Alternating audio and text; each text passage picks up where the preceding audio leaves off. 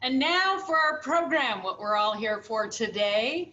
I'd love to take a minute to introduce Colleen Jennings Rogensack. She's the Vice President, Cultural Affairs at ASU and is the Executive Director of ASU GAMAGE.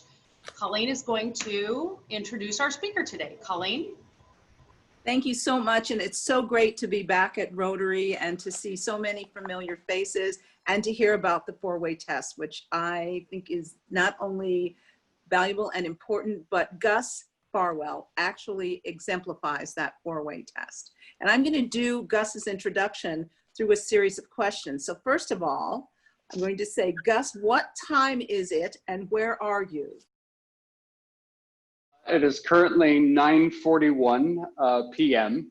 here in Barcelona, Spain, of course. Oh my gosh. And Gus, so many of us know, go Devils, how you came to us, but let's start at the very beginning. Let's start with your family and where you were raised, and talk a little bit about your family, please. Sure, I was born in Northern California to a very old California family. We were pre-Gold Rush. We arrived in 1848. I was born into a very sports-oriented family. My father was a rowing coach at Santa Clara and Stanford universities. And, you know, I was one of three brothers. I was 7 years junior to my two older brothers. My middle brother, Joe, was a four-year starter linebacker at the University of Oregon. To my knowledge, I think he's still the third all-time leading tackler at Oregon. And so I grew up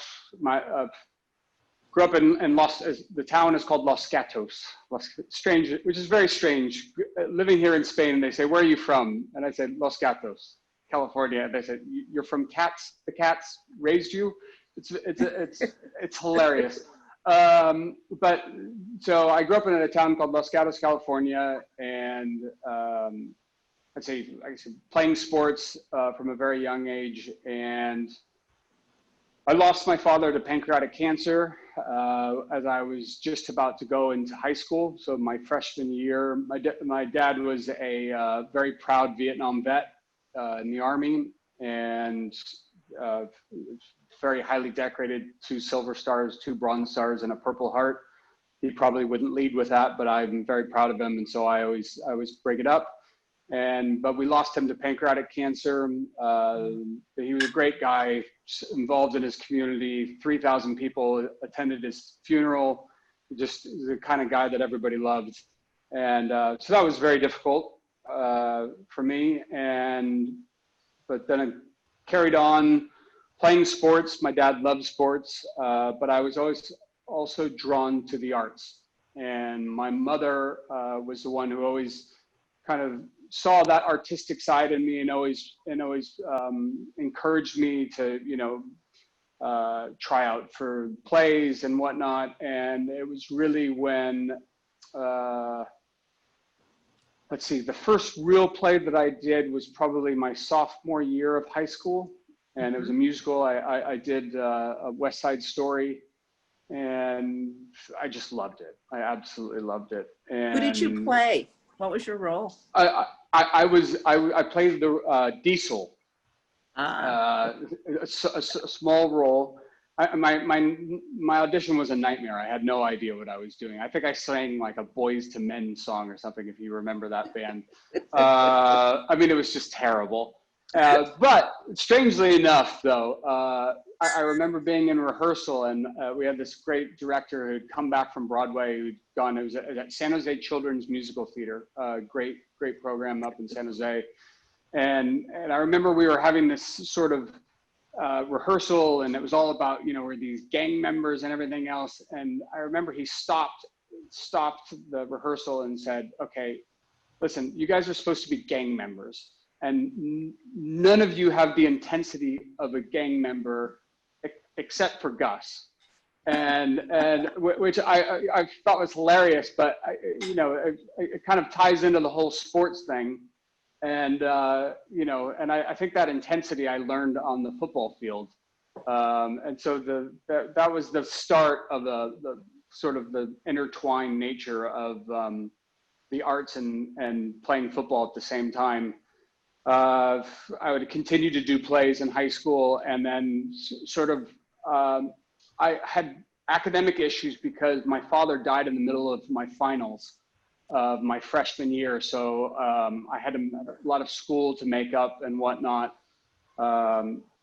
And so I couldn't practice with my team. So I didn't start my junior year. I didn't even start playing. I didn't start as a quarterback until my senior year. Wow. And, but then I ended up, was lucky enough to play on a very good team, and we ended up, we lost in the finals, sadly enough. One of two finals that I would lose in. We'll talk about the next, the other one later. The second final later. Yeah, yeah. Well, starting from that final. Yeah, I'm still not over it. No, But so I was lucky enough. I was all Central Coast section, California, which is basically all of the Bay Area from Sacramento to the coast and whatnot. And strangely enough, that year, 1995, had this other no-name quarterback named Tom Brady, who was was third honorable mention behind me. So I had him in high school. You know, I had him in high school. Every Super Bowl, I feel like God is torturing me for walking away from the game. But so it's the running joke that just never seems to end. No, yeah, he's an amazing quarterback. So yeah. Sorry. So then we were able to entice you to the right school in Arizona. How did that happen? Yeah, you know, Mike King, put that sign down. So I came out actually years before to watch my brother play, of all things. It was an Oregon away game, and we traveled out to Arizona, to Tempe. And I remember just kind of feeling connected to the place. I loved that kind of desert night air. And it was a night game, and my high school played night games, and Friday night lights, I guess most high schools do, but I just loved the night game aspect of it. Most of the games up in Autzen Stadium in Eugene were day games. And it was a strange game. Oregon actually ended up winning that game, but I remember just falling in love with the place. And I remember it was like a monsoon came in the middle of the game, and it started raining, and all the Ducks fans cheered because they couldn't believe that it was raining. It was like an Oregon thing. They were all cheering for the rain. And so that was my first connection to the area. And I was recruited by a lot of schools, but really because I didn't start until my senior year, most of the scholarships were all gone. And it was I was either going to go to UCLA or Oregon. And UCLA went with a guy, Cade McNown, who was a great college quarterback. And Oregon went with Justin Wilcox, who's now a coach. And so I found myself without a school. And I started researching schools, and Arizona State had contacted me. And so I looked at the school, and what really was the real, not deal breaker, the opposite, was a deal maker, was the theater department there. And I looked into it, and I saw the facilities, the incredible theaters that they have there. You know something about that. And that's really what made me choose Arizona State, was not just the football program, but the theater program as well. And my God, how lucky I was. I wouldn't trade that decision for anything. I don't care if I was offered a full scholarship anywhere in the world, any of the big, Alabamas, whatever. I wouldn't trade it for anything. To be there with that 96 Rose Bowl team. Jake Plummer and I were roommates that year. Pat Tillman, who was actually from also another Northern California guy, that he and I were good friends. We connected on a real, I remember showing up a quick story about that was I remember showing up at Camp Tonazona as a freshman, and the freshmen are the last ones to arrive. So everybody, all the older players are all in their cabins and everything else. And I remember, like, on one side, it was just hardcore heavy metal. And then on the other side, it was like hardcore rap music. And it was just, and the two were battling, and it was not the prettiest sound that you've ever heard. And, and I remember walking in just kind of going, okay, this is overwhelming. And then I remember looking across the field, and on the other side of the field, there was this, at the time, I don't know how it is now, I haven't been back for a while, but there was this tall grass in between the field and the river creek that goes by on the other side. And I remember looking across and just seeing this guy with a wide straw hat and this long blonde hair. And I swear to this day, he was walking through the long grass reading Emerson. And I just remember looking across going, who the heck is that guy? You know, and that was Pat Tillman. And he and I became good friends because he grew up in the town. He grew up in Almaden, which is just next to Los Gatos, and so we connected, and so I was, you know, being friends with Pat, being part of that team, it was just incredible. Just amazing. Well, you had quite a tug of war between football and theater. So how did that work out? So when I showed up on campus, I was called in with the dean and my academic advisor, the dean of the theater department. And I remember thinking to myself, wow, I've just got here. I've already done something wrong. But they called me in, and I sat down with them, and they were very concerned about me. They basically said, listen, you are doing two of the most time-consuming things on campus. They were not wrong. But I was 18, and I was convinced that I could handle it and I could do both. And so I said, you know, well, we'll see how it works out. And they really kind of saying, you know, you might have to choose one or the other at some point. And I said, well, we'll see. And they also were very concerned about me because I think, I don't know, in the 80s, like 10 years earlier, there was another guy who was on the football team and had been a theater major and had some problems with harassment, and they were worried about me that I was going to get harassed on the football team for being a theater major. Wow. And I've always been very okay in my own skin. I said, listen, I'm not worried about that. And it wasn't. And in fact, the football guys embraced it.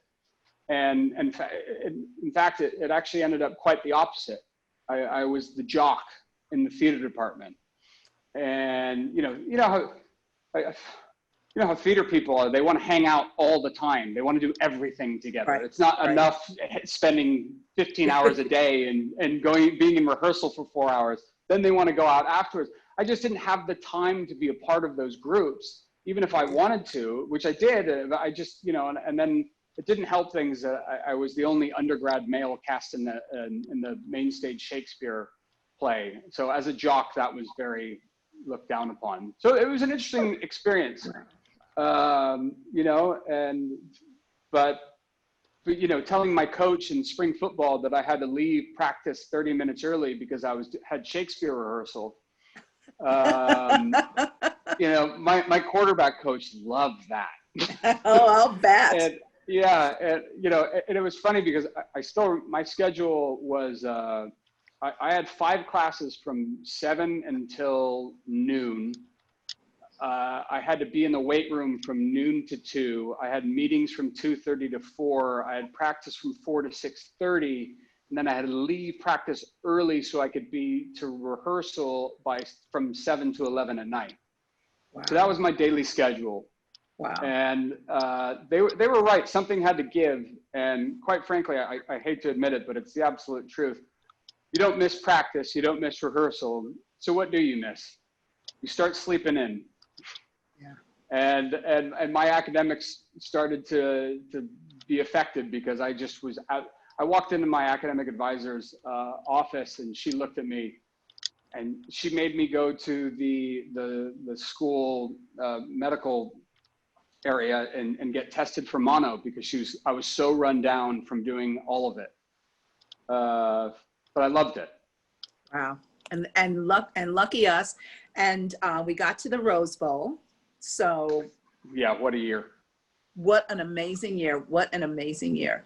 But I want to also ask you, because I know we're going to finish at 1:10. So I want Yeah, sorry. you to tell how we got to opera and actually how we got from the US to being an expat, and how did that happen? So opera kind of popped up my senior year of high school. I was at a friend's party. There was a few of us around still, and the old 6-disc CD changer. I think we remember those. You know, the parent CDs came around. And suddenly the room just melted away from me when I heard the sound of this music. And once I kind of came to, I asked my friend, I said, what is this music? And she said, well, it's opera. And it was Luciano Pavarotti's greatest hits. And I just said, well, can I borrow that CD? And she said, well, sure. And so I did, and I still have it. Wow. Just a couple of years ago, she said, you can keep it. So I drove around through high school and whilst at Arizona State playing, Division I football, and basically just singing along with the arias that I liked. I didn't know where they were from. I didn't know who the composers were. I barely knew anything about the stories. I just had the little leaflet from the CD that had the lyrics in Italian and the lyrics in English. And so I just kind of, I still remember that Che gelida manina from La Boheme is track 3. I just knew the track numbers. And so I just started to sing along, and there clearly must have been some sort of physical predisposition to be able to sing along with them. Yes. When I would finally get to work with a professional voice coach years later, this world-renowned coach, he told me that I was actually probably lucky to not study with anybody, because there are a lot of voice coaches that don't know what they're doing. And that he said that it actually probably protected me just trying to mimic, because Pavarotti's technique is flawless. So I was just trying to mimic what he was doing in the sounds and everything else. And so, so basically moving the story forward, I just continued along that. At Arizona State, it was a party trick. The football team would make me do it all the time. We would joke around on the practice field that I was going to go up and, especially like in a goal line situation, and go up and be like, green 15, set hard! And then just to like throw the defense off. And so we would joke around that was actually going to happen in a game. But, and then at parties, guys would just stop, there would be 100, 200 people, parties, I remember those, and pre-COVID. And so they would just stop everything. And it was usually like the defensive lineman or something. And they would just go, everybody shut up. And they'd be like, hey, Farwell, do that thing that you do. And then they would make me either do a scene from a movie with, Ace Ventura was always a popular one, when we go, oh, with the sliding glass window. And so that's what it was. It was a party trick. I'd sing people happy birthday and do that. And then really, so 2 weeks after the Rose Bowl, my best friend was killed in a car wreck by a drunk driver with her father and her 14-year-old brother on the way to Lake Tahoe. As fate would have it, she was the only person that I ever talked to about my dad being sick.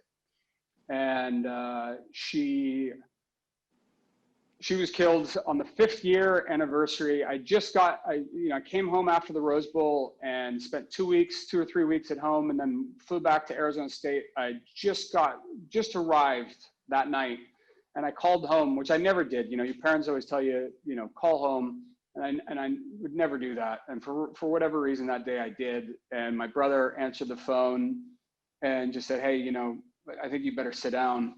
And and I heard that a couple times in my life, and I talked to both my brothers, and both my brothers were there. So I'm like, oh, how bad can it be? And my best friend and her dad and her 14-year-old brother were hit on their way to Lake Tahoe by a drunk driver, killed all 3 of them instantly. And that was on the 5th year anniversary of my own father's death. That was on the same day, January 17th. And so that really threw me for a loop. And I flew home after that. I did not want to go back to school. It kind of brought back all the things that I hadn't dealt with when my dad died. And I went back for spring ball, and to be perfectly frank, my heart just wasn't in it anymore. And you know, your coaches are sitting there yelling at you, and I'm thinking about mortality issues, and I ended up walking away from football and Arizona State, and I left. And it was really hard being on campus. I came back for that fall. I made the decision on a drive from Los Gatos, and I was going to report for football, and I cried for about 12 hours the whole way down, and walked away. I called my brother when I got to campus, and I said, listen, I think I'm done. I don't know if I want to play anymore. So I walked away, and then I went home. And one of the things that opera did for me, you know, a lot of people ask me sometimes, you know, when I'm singing a really big aria or something about death, and, you know, it's opera, right? So it deals with all the big stuff: love, hope, and death. You know, every high C is either on the word amor or esperanza, you know, hope. But you know, and some people, they ask me, they say, where does that come from? And opera allowed me, it was sort of a grieving process, really. It was allowed me to kind of get those emotions out. I always feel that it's like doing a yoga class for some people. Sometimes I don't want to sing, and then I sing, and then it's just this huge release. And so, but I carried that along, and I just didn't know what to do with it. I didn't know where to go, how to get this done. You know, how do you get into opera? You know, I think about it sometimes, if the roles were reversed. What if I was an opera singer who wanted to be a football player, and I was a talented football player? How would I just like get into college football? You don't. It's just, it's almost impossible to do. And so I'm still on that journey, trying to make my way into opera and everything else. And it feels like it will, you know, arts is always a journey, isn't it? It is. You know, it is. And you actually came on to the international stage in a very different way. Can you share with us, Gus, what and how did you decide to thank those first responders in Barcelona, and maybe tell that story, please? Sure. So back in March, you know, I'm going to try to show you a little bit what it looks like outside of our balcony here. So there is Barcelona, and we have our balconies here. And so when we went into lockdown here, people at that point kind of knew it was going to be something, you know, it was going to be a while, but nobody could foresee how long it was. But, you know, living here in the city, you don't really know, we didn't know really any of our neighbors. You know, maybe some people in the building, but really didn't know anybody in our community. And so, you know, when you look out, you see people in the building across the street or in the corner. We're here in a corner. You know, you'd always avert your eyes away from people. It's kind of, you know, you don't really acknowledge each other. And then that day on the lockdown, I remember going out on the balcony, and there were some people out on the roof on one of the other buildings, and they were waving. I said, oh, this is different. And it was, I think it was starting to feel like a community, and people knew that we were going to be in this together for the long haul. And then on that night, it was announced that at 8 o'clock, we would applaud the medical workers and all the first responders and everything else. So we went out on this balcony, and everybody's out there. I mean, all the balconies, you can see, it actually looks kind of like an opera house. It looks like all the booths and everything else. And so everybody's out on their balconies, everybody's applauding. And in the middle of it, an ambulance came by with the, you know, sirens, you know, those European sirens blazing, and everybody cheered for the ambulance as it came by. And it was really emotional. And I kind of got caught up in it. And, you know, I may have had a glass of wine or several at that point. You know, we're going into lockdown, and I just got caught up in the moment, and I let out the last couple of notes of Nessun Dorma, which is, and I basically just sang, Vince, Vince, and so I had to do it, and everybody cheered. And so I'm like, oh, okay, that was interesting. But it was just going to be like a one-time thing. And then the next day, we're sitting around, as you do in quarantine, and my wife said to me, you know, why don't you sing like an actual song tonight? I don't know. And so I thought, okay, I'll do it. Again, no music, no nothing, just standing on the balcony in the middle, in the darkness, just singing out into the street.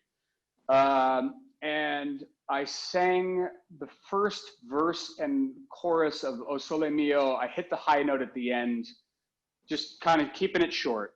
And everybody went crazy for it. And one of the great things about being in Europe, they do love a good song. And so they started chanting "Otra, otra," you know, another, and that completely caught me unawares. And I started singing "Una furtiva lagrima" just because it was the first thing that came into my head. And I got like halfway through the song, and I didn't even really know what I was doing because I was so unprepared for it. And then I just kind of finished the chorus and then just yelled out "Fiesta," and everybody cheered, and that was the end of the night. So then the third night, I sang this Bellini piece from the 1700s that I think is really pretty, and it is. It would be great in a recital, but it kind of fell flat because it didn't have a big high note at the end, and it was the kind of golf clap at the end, and nobody really knew when to really clap. And then I remember going to bed that night thinking, wow, I've really let everyone down. I remember sitting there with my head on my pillow in the darkness, just going, all right, tomorrow I'm going full in. You know, I'm using my dad's old expression. I'm going to give them both barrels. And so I pulled our portable speaker out. I got a backing track this time. I'm like, I'm going to use a backing track. I'm going to do the whole thing. And I went out and I said, I'm going to do Nessun Dorma. And I did Nessun Dorma. And my 12-year-old daughter went out on the other balcony and filmed it. And my wife posted it on Instagram, and then that's when it all went nuts. And Crazy. So it went from a community thing to an online thing, and I had no idea. I got contacted by one. Yeah, like because it's really weird when things go viral, because you think it, like, sometimes it's just one place where the video is, but then people grab the video and put it elsewhere. So it's almost impossible to track. And when I got contacted by media in Arizona, I was like, how do you even know what's going on? And yeah, so then it turned into almost two interviews a day for about a month.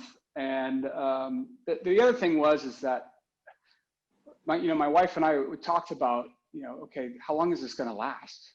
And it was supposed to be, originally it was supposed to be 2 weeks, 2 weeks. Right. And we thought, okay, 14 songs. I can do 14 songs / arias, and maybe another week I can 21. Okay, 65 straight days, and amazing. It was something else. And believe me, I don't think I've done 65 straight days of anything. I mean, we're just with no break. I mean, and my favorite days now, looking back, are the days when it was raining. There was a handful of days where I was out there with an umbrella, and I always thought that the neighbors wouldn't show up, and they were out there. Those were my favorite days, where it was incredible. And then people started writing to me just about that this was something that they looked forward to every day, and and it was one of those things where you realize what art means and how it can bring a community together. And I mean, people have got stopped again just, I think, yesterday by one of our neighbors. I walked out of a bakery, and the guy kind of stops and looks at me, and I'm looking at him, and he goes, Goose, is that you? Goose. And yeah, they do not have an here. It's either Gaz or Goose. It's one of the two. And so it's been incredible. And and all of a sudden we know so many of our neighbors, and people found me and online, and the connection and everything. And so it's just, and the finale was incredible. It was one of the most amazing experiences of my life.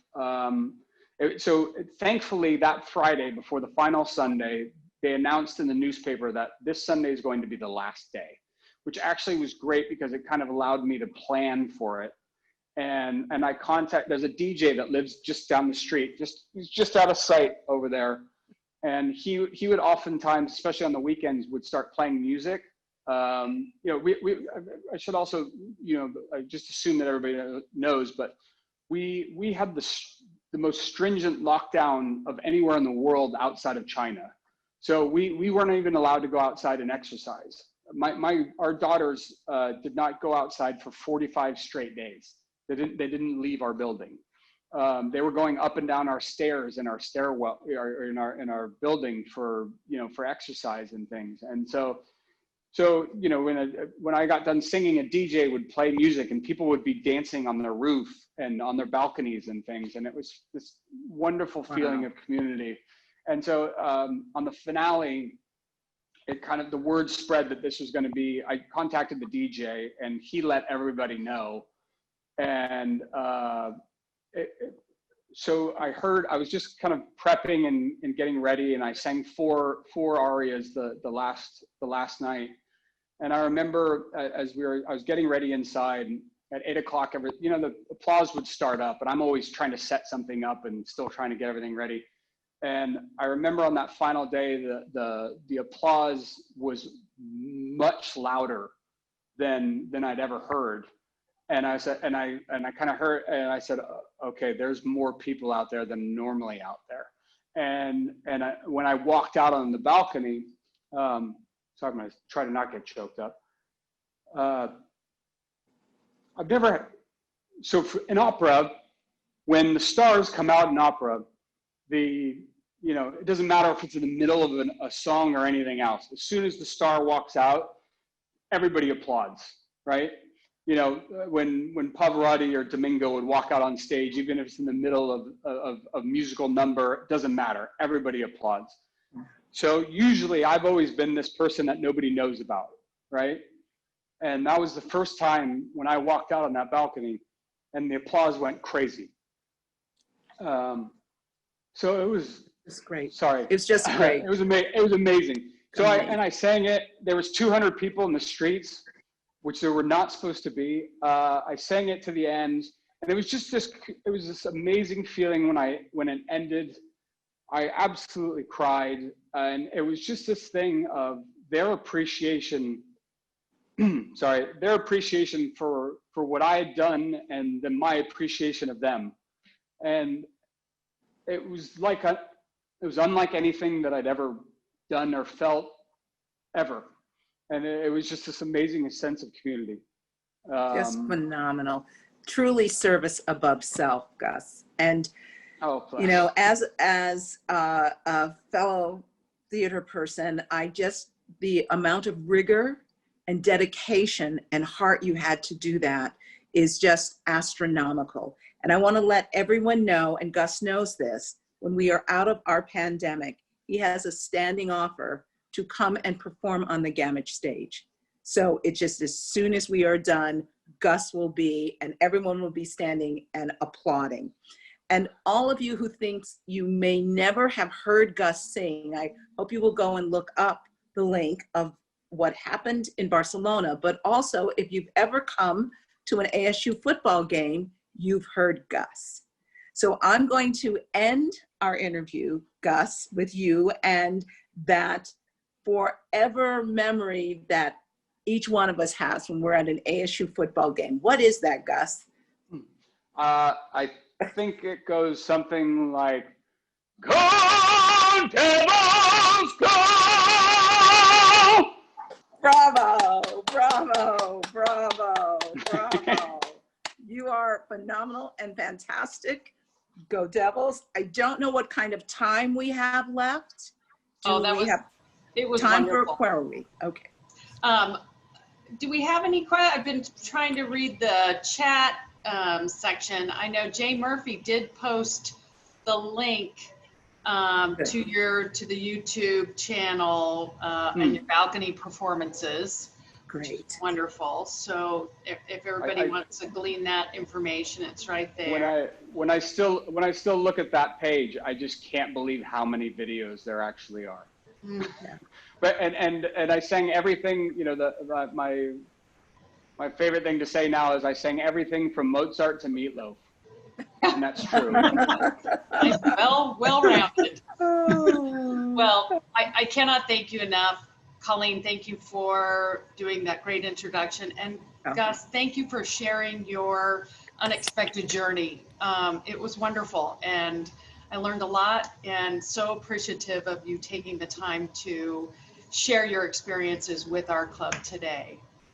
Oh, absolutely my pleasure. And I have to say, it's so great to see some friendly Arizona faces, and I look forward to the time when you can all come and visit here in Barcelona, and when I can finally come back there.